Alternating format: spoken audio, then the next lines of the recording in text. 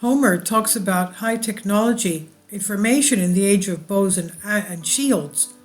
Many businessmen all over the world, in order to commercialize the interests of the consumer public in some products, call upon the immortal, putting into the mouth of the immortal poet words that he never said.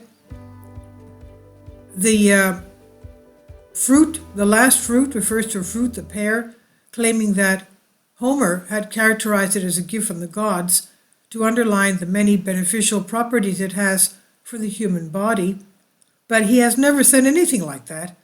It certainly refers to pears as well as other fruit-bearing trees such as apples, pomegranates, figs, etc., but not to the fruits, with the exception of the passage in the Rhapsody of the Odyssey, from which it follows that the country of the Phoenicians, the Phaeacians, was in a tropical area with sustainable fruit production. Indeed, when the Odyssey when Ulysses was in the palace of Alcinous, he admires outside the courtyard of a large grove of trees of 4 acres near the gates of the palace, and there he says, far away trees were planted, ephelin, pears, and pomegranates, and apple trees. Previously, however, he has admired other interesting things in the palace of Alcinous, which have never attracted the interest of scholars and philologists. The palace of Alcinous is internally lined with precious and highly conductive metals such as gold, silver, and copper. The doors are golden, the pillars are silver and bronze, the walls are bronze, and the handles are gold. On either side of the corridor that led to the great hall of the palace, there were whole golden and silver dogs in natural size, which Hephaestus has made with his own mind, to guard the palace of the great-hearted Alcinous. And here the noun is categorical. The golden and silver dogs were meant to guard and not decorate the palace.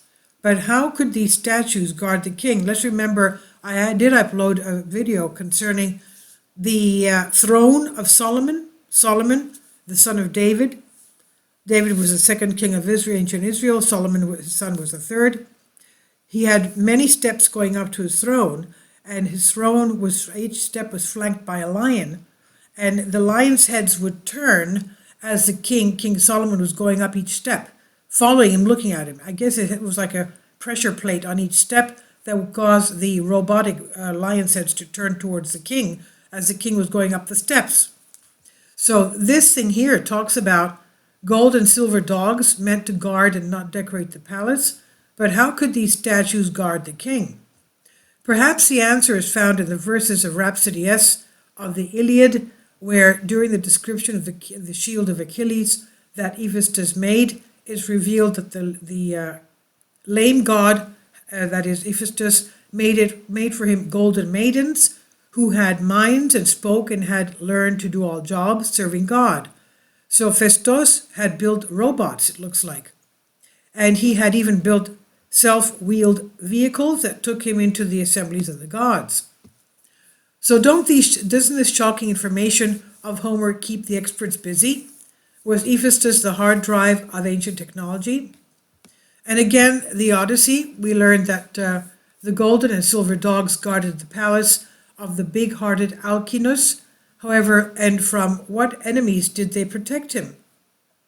Could it be that these gold and silver statues of dogs, combined with the copper-clad walls and the golden doors and golden pilasters, were deterrents of dangerous metals such as swords and knives? Therefore, those who would enter the palace, forced to pass through these metal corridors, would be detected and would be done away with now because they were enemies. But all this is an exaggeration. It could be. However, Ulysses, as he crosses the corridor of the palace, is completely unarmed, and suddenly he appears in front of Alcinous, Arete, and other lords who are surprised by his sudden appearance, as if they expected to have been notified of the entrance of this unknown visitor. They are literally speechless. This scene does not impress any of the experts apart from the beneficial properties of the pear, because it does not refer to Pausanias the traveler, who mentions that a temple of Poseidon, which was several steps from the sea, was guarded not by guards, but from a metal thread that surrounded him. Whoever violated this thread, a wave blinded him and killed him. Someone broke this metal thread, and immediately a wave blinded and killed him. And Pausanias expressed this question, how a wave did all this evil, since the sea, as he writes, was very far away. Was it not a sea wave, but an electrical wave? Was some electrical circuit being tampered with? Who knows? The ancient writers have demonized, but never the man. He tells the truth. It's up to us to investigate the existence of an older technology that disappeared and remained as a mythology in the age of bows and javelins, so that the old man Homer would remember it for us, and we would think that he had a galloping poetic imagination. Even when he tells us in the Rhapsody I of the Odyssey that the ships of the Phaeacians have neither a rudder nor a captain, but you put it in their mind, and that you just think of where you want to go, and the ship can read your mind and takes you there, wrapped in fog as they know all the harbors and take them to the wilds, no harm to your destination. So what kind of ships were these? Ships with artificial intelligence, it looks like. Like these are starting to come out to us today. So students even today are engaged in producing robotic products with a lot of technological knowledge. You will of course tell me that all this is not possible in the age of bows, arrows, javelins, shields, helmet, clubs, and other ancient weapons, but don't be so absolute. Could it be that even today, in the space age, the forces of repression with the same ancient weapons do not work to tame the masses who rebel against poverty and globalization? With helmets, shields, spikes, clubs, now they call them clubs, with chests, with shields, so etc. So many thousands of years have passed since the time of Homer, and no progress? This is what he does, a perversion of democracy. So this I've translated for you from a Greek article. Obviously, Homer was trying to describe and record advanced technology of that time. Please leave your comments, and thank you for your support. I've translated for you from a Greek article. Thank you.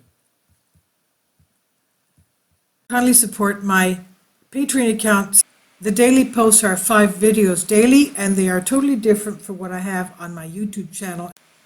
Thank you so much for your support, and that you find all my content so interesting. You'll find the Patreon account details in the description box.